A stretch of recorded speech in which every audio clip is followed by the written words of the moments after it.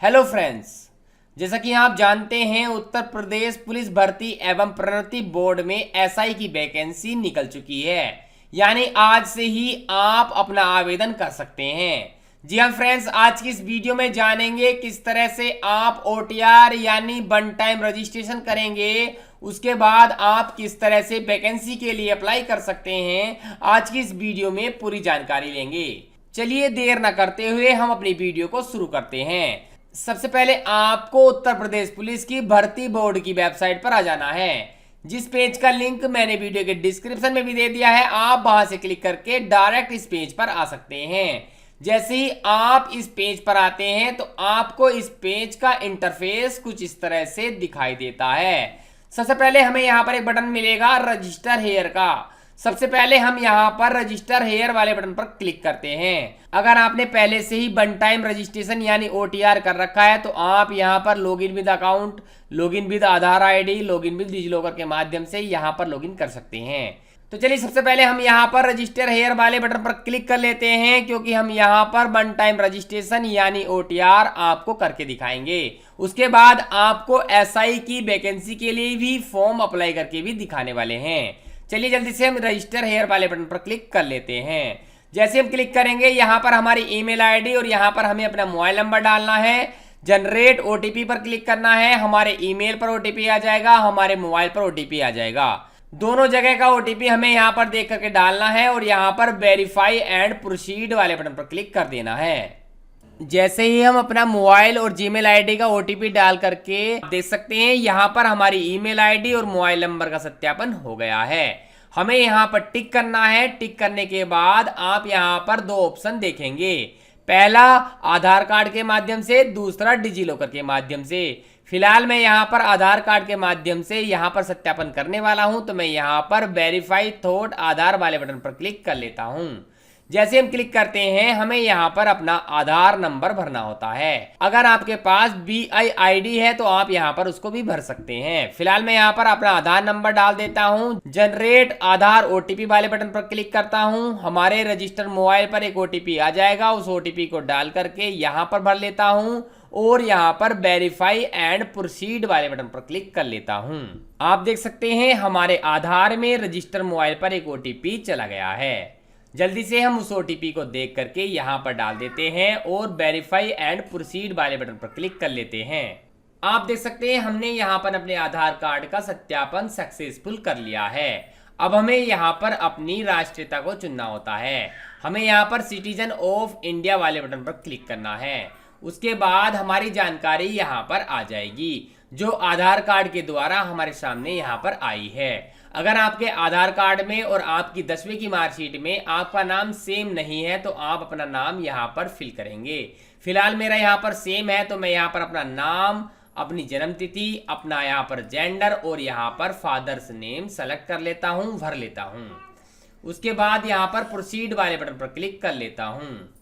जैसे ही हम प्रोसीड वाले बटन पर क्लिक करते हैं हमारे सामने यहाँ पर पासवर्ड का ऑप्शन ओपन हो जाता है। हमें यहाँ पर एक पासवर्ड बनाना होता है। आपको यहाँ पर अपना पासवर्ड एक बार यहाँ पर भरना है, एक बार यहाँ पर भरना है और यहाँ पर इस कैप्चा कोड पर टिक करके हमें यहाँ पर preview and create an account वाले बटन पर क्लिक कर लेना है। जैसे हम क्लिक करते हैं हमारी जो जानकारी है हमारे सामने यहाँ पर आ जाती है, जैसे हमारा नाम, हमारी जन्मतिथि, हमारा जेंडर और हमारे फादर्स का नाम। अगर हमारा ब्यौरा बिल्कुल ठीक है तो हमें यहाँ पर क्रिएट एन अकाउंट पर क्लिक करना है। अगर आपको यहाँ पर कुछ गड़बड़ लगती है तो आप यहाँ पर एडिट वाले बटन पर क्लिक करना है। फिलहाल मेरी जानकारी सभी सही है तो मैं यहाँ पर टिक करता हूँ। टिक करने के बाद क्रिएट एन अकाउंट वाले बटन पर क्लिक कर लेता हूँ। जैसे हम क्लिक करते हैं हमारे सामने यहाँ पर एक इंफॉर्मेशन का टैब ओपन हो जाता है, जिसमें लिखा हुआ है खाता बनाने के फॉर्म में भरे गए विवरण, ईमेल, पता और मोबाइल नंबर सहित। एक बार खाता बन जाने के बाद भर्ती प्रक्रिया के किसी भी चरण में इसे संशोधित नहीं किया जा सकता। इसलिए आपको अपनी सभी जानकारी को बिल्कुल सही से चेक करना है और चेक करने के बाद प्रोसीड वाले बटन पर क्लिक करना है। जैसे हम क्लिक करेंगे हमारा जो यहाँ पर ओटीआर है सक्सेस, यानी हमने अपना यूपी पुलिस का ओटीआर आसानी से यहाँ पर कर लिया है। अब चलिए जल्दी से हम यहाँ पर अपने ओटीआर को लॉगिन कर लेते हैं। चलिए मैं यहाँ पर लॉगिन विद अकाउंट वाले बटन पर क्लिक करके यहाँ पर अपना मोबाइल नंबर भर के, पासवर्ड भर के, यहाँ पर इस कैप्चा कोड को वेरीफाई करके लॉगिन वाले बटन पर क्लिक कर लेता हूँ। जैसे ही हम लॉगिन वाले बटन पर क्लिक करते हैं, हमें यहाँ पर अपने ईमेल या अपने फ़ोन नंबर के OTP से यहाँ पर लॉगिन करना होता है। फिलहाल मैं यहाँ पर अपने फ़ोन पर OTP भेजना चाहता हूँ, तो मैं यहाँ पर सेंड OTP टू फ़ोन वाले बटन पर क्लिक कर लेता हूँ। हमारे रजिस्टर मोबाइल पर एक OTP चला गया है, उस OTP को देख करके हमें यहाँ पर भरना है और लॉगिन वाले बटन पर क्लिक करना है। आप देख सकते हैं हमने यहाँ पर OTR में सक्सेसफुल लॉगिन कर लिया है। आप देख सकते हैं यहाँ पर लिखा हुआ है अकाउंट वेरीफाइड विद आधार, यानी हमारा जो अकाउंट है आधार कार्ड से पूरी तरह से यहाँ पर वेरीफाई है। जी हाँ फ्रेंड्स, आप देखेंगे यहाँ पर हमें एक बटन मिलेगा ऑनलाइन एप्लीकेशन का, हमें यहाँ पर क्लिक करना है। जैसे ही हम क्लिक करेंगे हमारे सामने यहाँ पर SI भर्ती के लिए अप्लाई का बटन यहाँ पर आ गया है। सबसे पहले हमें यहाँ पर टिक करना है। टिक करने के बाद अप्लाई वाले बटन पर क्लिक कर देना है। जैसे ही हम अप्लाई वाले बटन पर क्लिक करते हैं, हमारे सामने यहाँ पर एप्लीकेशन फॉर्म ओपन हो जाता है, लेकिन OTR यानी वन टाइम रजिस्ट्रेशन के कारण यहाँ पर आवेदक की कुछ जानकारी पहले से ही मौजूद होती है। केवल यहाँ पर हमें अपनी माताजी का नाम भरना है और यहाँ पर हमें अपने विवाह की स्थिति को बताना है कि आप अनमैरिड हैं, मैरिड हैं, जो भी आप यहाँ पर हैं तो आप यहाँ पर क्लिक करेंगे। उसके बाद यहाँ पर एक ऑप्शन आता है मूल निवास का विवरण। जी हाँ दोस्तों, अगर आप उत्तर प्रदेश के निवासी हैं तो हमें यहाँ पर यस वाले बटन पर क्लिक करना है और यहाँ पर अपने जिले को चुनना है। जो भी हमारा जिला है हम यहाँ पर चुनेंगे। उसके बाद हमसे मालूम कर रहा है कि ये प्रमाण पत्र आपका किस अधिकारी ने जारी किया है। फिलहाल मेरा यहाँ पर सिटी मजिस्ट्रेट ने किया है, तो मैं यहाँ पर सिटी मजिस्ट्रेट यहाँ पर सेलेक्ट कर लेता हूँ। उसके बाद हमें यहाँ पर मूल निवास जारी करने की तिथि को यहाँ पर भरना है। आप यहाँ पर कैलेंडर की मदद से तिथि को सेलेक्ट कर सकते हैं। उसके बाद हमें यहाँ पर मूल निवास प्रमाण पत्र की आवेदन संख्या को भरना है। उसके बाद हमें यहाँ पर मूल निवास प्रमाण पत्र की क्रम संख्या को भरना होता है। यहाँ पर हमें कैटेगरी को भरना है। जो भी हमारी कैटेगरी है हम यहाँ पर सेलेक्ट करेंगे, जैसे जनरल, SC, ST, OBC और EWS। जी हाँ, यदि आपके पास EWS है तो आप यहाँ पर EWS में अपना चयन करेंगे। फिलहाल मेरी यहाँ पर SC कास्ट है, तो मैं यहाँ पर SC वाले बटन पर क्लिक कर लेता हूँ। जैसे हम क्लिक करेंगे आप देख सकते हैं यहाँ पर एक पॉपअप ओपन हो गया है। इसमें यहाँ पर साफ साफ लिखा गया है केवल उन श्रेणी के लिए अभ्यर्थी आरक्षण के लिए पात्र हैं जिन्हें उत्तर प्रदेश सरकार द्वारा SC, ST, OBC की मान्यता प्राप्त की गई है। चलिए हम यहाँ पर एग्री वाले बटन पर क्लिक कर लेते हैं और यहाँ पर अपने जाति प्रमाण पत्र की जानकारी यहाँ पर फिल कर लेते हैं। सबसे पहले हमें यहाँ पर अपने जिले को चुनना है। उसके बाद यहाँ पर मालूम कर रहा है कि आपका जाति प्रमाण पत्र किस अधिकारी ने जारी किया है। फिलहाल मेरा यहाँ पर मजिस्ट्रेट ने किया है, तो मैं यहाँ पर मजिस्ट्रेट वाले बटन पर क्लिक कर लेता हूँ। उसके बाद हमसे मालूम कर रहा है कि हमारा जाति प्रमाण पत्र किस अधिकारी ने जारी किया है। फिलहाल मेरा यहाँ पर तहसीलदार ने किया है, तो मैं यहाँ पर उसके बाद यहाँ पर मालूम कर रहा है कि आपका जाति प्रमाण पत्र किस अधिकारी ने जारी किया है। फिलहाल मेरा जाति प्रमाण पत्र तहसीलदार ने जारी किया है, तो मैं यहाँ पर तहसीलदार सेलेक्ट करूंगा। उसके बाद यहाँ पर आपको जाति प्रमाण पत्र जारी करने की तिथि भरनी है। आप कैलेंडर का भी प्रयोग कर सकते हैं। उसके बाद यहाँ पर आपको जाति प्रमाण पत्र की आवेदन संख्या, उसके बाद यहाँ पर आपको जाति प्रमाण पत्र की क्रम संख्या को यहाँ पर भरना होता है। उसके बाद यहाँ पर आपका ऑप्शन आता है एड्रेस का। आप यहाँ पर अपना एड्रेस आसानी से भर लेंगे। उसके बाद यहाँ पर आप अपना डिस्ट्रिक्ट सेलेक्ट करेंगे। डिस्ट्रिक्ट सेलेक्ट करने के बाद यहाँ पर आप अपना एड्रेस फिल कर सकते हैं।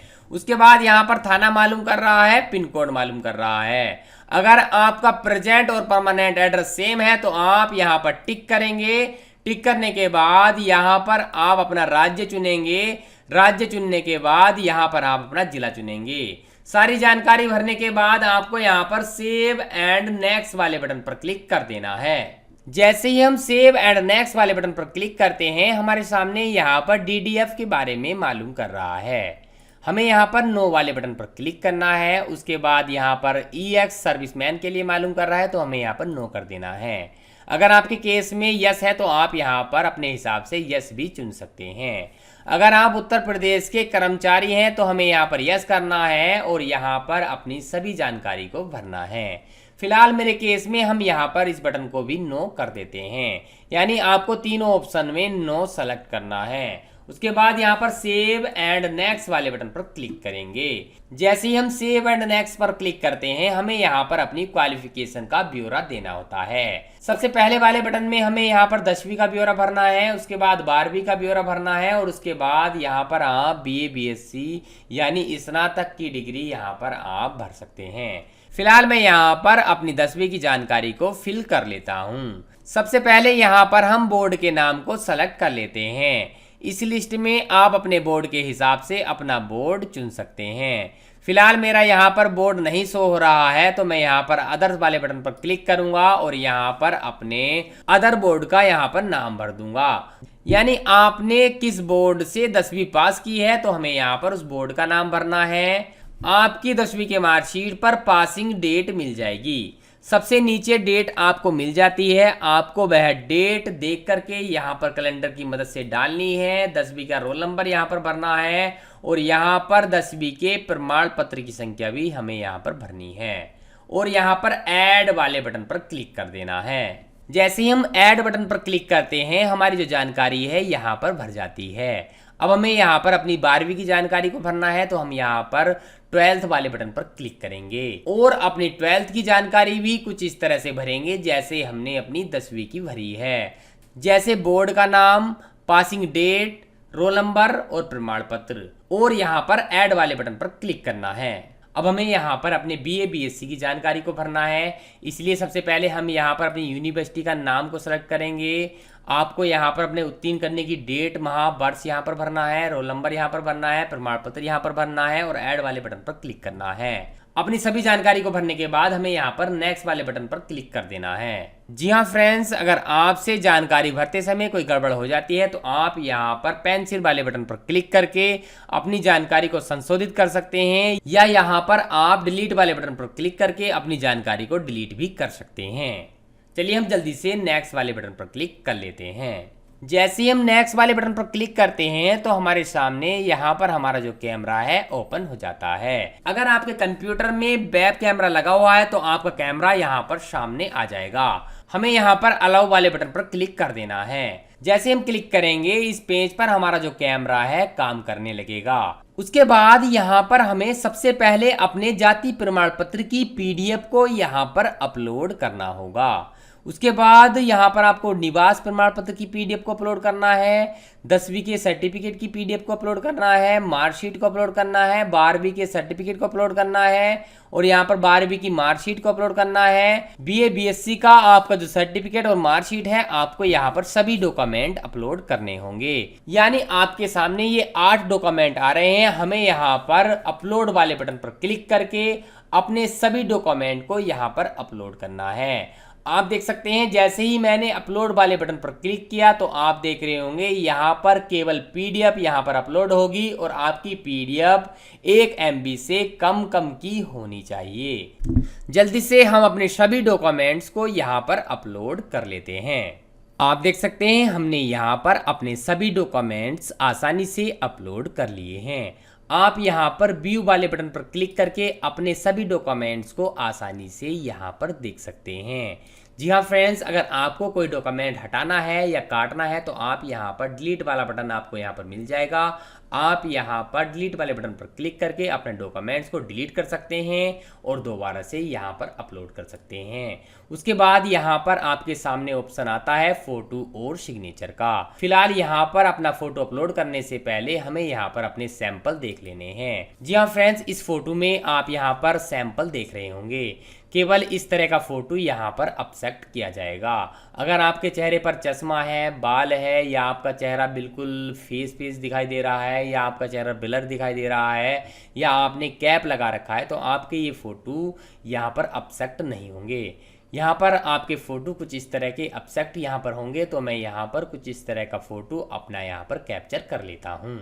चलिए जल्दी से मैं यहाँ पर कैप्चर लाइव इमेज वाले बटन पर क्लिक कर लेता हूँ और यहाँ पर अपने जो फ़ोटो के कैमरे को यहाँ पर ओपन कर लेता हूँ। आप देख सकते हैं यहाँ पर मेरा जो कैमरा है यहाँ पर ओपन हो गया है। हमें कुछ इस तरह से अपने कैमरे को यहाँ पर फिट करना है। जैसे ही आपका फोटो इस फ्रेम में फैच हो जाता है तो आपको सत्यापन के लिए अपनी पलकें झपकानी है। जल्दी से हम अपने फोटो को कैप्चर कर लेते हैं और यहाँ पर अपनी आई को ब्लिंक करते हैं।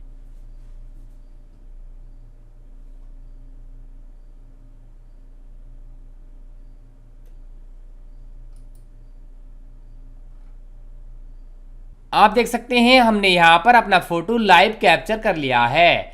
अब हमें यहाँ पर अपने सिग्नेचर को अपलोड करना होगा। ध्यान रहे आपका सिग्नेचर 5 KB से 20 KB के बीच बीच में होना चाहिए। जल्दी से हम यहाँ पर अपने सिग्नेचर को अपलोड कर लेते हैं। आप देख रहे होंगे हमारे सिग्नेचर हमारे सामने कुछ इस तरह से आ जाएंगे। आपको यहाँ पर एडजस्ट करना है और सही वाले निशान पर क्लिक करना है। तो आप देखेंगे यहाँ पर हमारा जो फोटो है और यहाँ पर हमारे जो सिग्नेचर हैं आ गए हैं। चलिए हम यहाँ पर सेव एंड नेक्स्ट वाले बटन पर क्लिक कर लेते हैं। जैसे ही आप सेव एंड नेक्स्ट पर क्लिक करते हैं आप देख सकते हैं यहाँ पर हमारी एलिजिबल पोस्ट हमारे सामने आ जाती हैं। हम अपने हिसाब से अपनी पोस्ट का चयन कुछ इस तरह से कर लेते हैं। आप यहाँ पर तीनों पोस्ट का चयन आसानी से कर सकते हैं। उसके बाद यहाँ पर हमसे मालूम कर रहा है कि आपने ओ लेबल कर रखा है या नहीं। फिलहाल हम यहाँ पर नो वाले बटन पर क्लिक कर लेते हैं। उसके बाद यहाँ पर हमसे मालूम कर रहा है कि आपके पास टेरिटोरियल आर्मी का सर्टिफिकेट है। तो आपके पास यदि है तो आप यहाँ पर यस करेंगे, नहीं तो आप नो वाले बटन पर टिक कर सकते हैं।